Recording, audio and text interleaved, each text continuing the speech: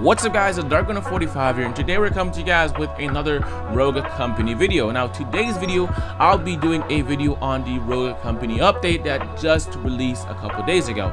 Now what I'll be doing is basically picking out a selective number of things that I think you guys would want to know, and not just go through everything that I think would not interest you guys. Now if you guys want to see more videos like this, go ahead, like and subscribe if you do want to see more, and please leave a comment in the comment section below. That basically tells me guys if you are enjoying this and what your guys' thoughts on the video. But with no further ado guys, let's get into this video.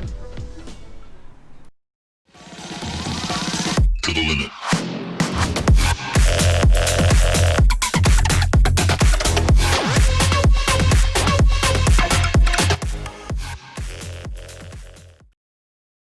Alright guys, so we are back with this video, and the first thing we're going to talk about is basically the weapons.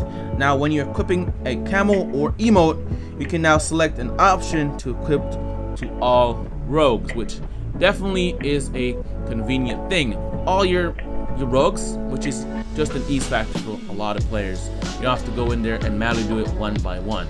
I love this feature and I would definitely go along with this. Now, second thing is your weapon crosshair. You will now change to a friendly color when placed over a teammate. Now this I think will help a lot of players. Now if they're aiming at targets and they're not sure if they're aiming at their teammates, or they're just going over trying to kill somebody and you probably are sometimes hitting teammates by accident, you're not realizing this. Now you have another additional feature that basically shows you this is your teammate, and you cannot be confused for that. Now, the thing that we've all been waiting for, which is the store. A lot of people have been dying to get this store added to the game, and I, for one, I am excited to see the store being added in this update. I have basically got all the skins and wraps in the game, so let's basically talk about this. Now, we got a lot of customizable, which is weapon skins, wingsuits, rogue skins, and emotes, all been added to the new shop, which I'm really excited for. We've got a couple new skins, which is the Lancer. I forgot the Lancer's name, and we have Vi's new skin, and then we have a Dallas skin, which is Detective Dallas, and a couple other ones that I think guys you really would want to pick up. They're pretty amazing, they're pretty cool, and I love all those skins. Now the next thing I want to talk about guys is basically how often we'll be getting skins, and as of the post we'll be getting skins weekly, which is probably every Sunday. And even if it's every Sunday, it's not very long, and I think a lot of people will be able to wait and gain some money to get these skins. I love this, and I'm looking forward to getting a lot more skins and emotes. Alright guys, so the next thing we want to talk about is the surrender feature. Now the surrender feature is now available in the game, which if you are on a lopsided match, or if you're looking and you realize your team cannot pull off the win and you're just wasting your time playing, you can now surrender. Now there are a few things that have to be take into consideration when surrendering, and these are as follows. If a player is disconnected for 3 minutes, the team can now surrender. If 10 minutes of the match time is basically passed, you can now surrender as well, because I guess this gives you enough time to see that I guess you're losing and you're just gonna give up because you can't win. So I guess that's what it is.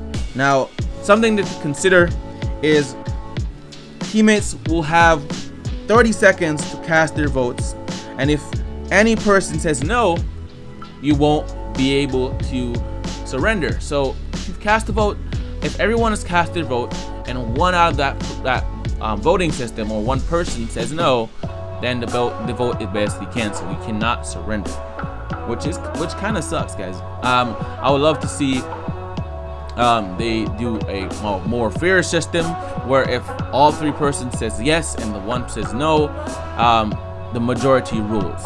I would love to see that. Now the other thing we're going to talk about is general modes. Now there are a couple of things I've added, which is the bleed out duration, which is increased from 13 seconds to 16 seconds, and player don't swap sides until the 5th round, which is I guess that's for demolition or some other modes.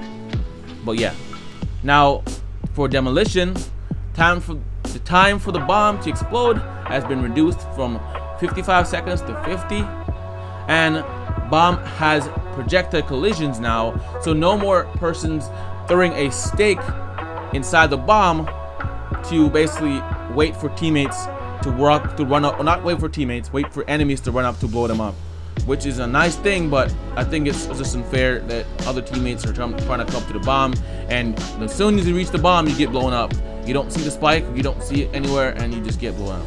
Yeah, so I think that's a definitely unfair feature. Now, the other thing about extraction, this mode will now be available until further notice, but they're saying the mode has been temporarily disabled to solve an issue. So I'm guessing there's some things that are there that they need to iron out and fix in the game.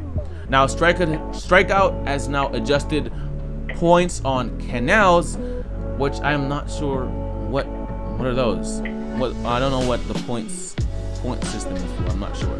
Now, there's some updates for a rogue as well, which is Rogue's Trench.